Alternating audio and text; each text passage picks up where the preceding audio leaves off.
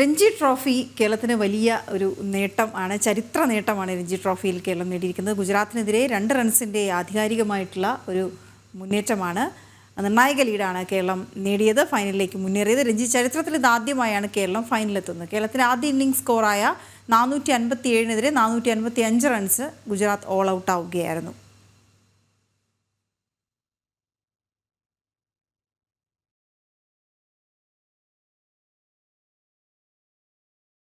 നിഖിൽ ചേരുന്നു വിവരങ്ങളുമായി. നിഖിൽ, എന്താണ് വിവരങ്ങൾ?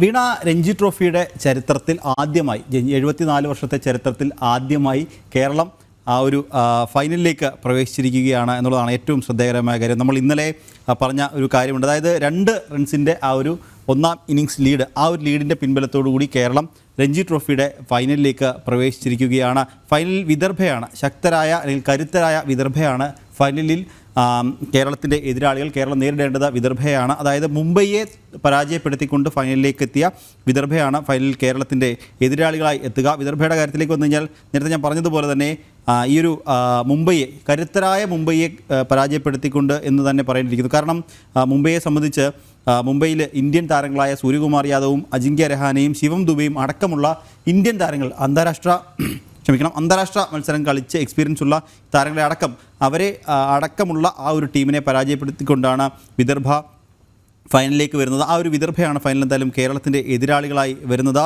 ഈ വരുന്ന 26-ാം തീയതി മുതൽ മാർച്ച് 2-ാം തീയതി വരെയാണ് ഈ ഒരു ഫൈനൽ മത്സരം നടക്കുക. വിദർഭ ക്രിക്കറ്റ് അസോസിയേഷൻ്റെ സ്റ്റേഡിയമായിട്ടുള്ള ജാംതയിൽ, നാഗ്പൂരിലെ ജാംതയിലുള്ള വിദർഭ ക്രിക്കറ്റ് അസോസിയേഷൻ സ്റ്റേഡിയത്തിൽ ആണ് മത്സരം നടക്കുക. 26-ാം തീയതി മുതൽ 2-ാം തീയതി വരെയാണ് മത്സരം നടക്കുന്നത്.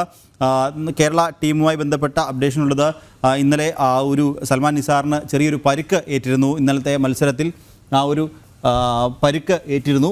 പരിക്കിൽ അദ്ദേഹത്തിൻ്റെ പരിക്ക് ഗുരുതരമല്ല എന്നും പറയുന്നുണ്ട്.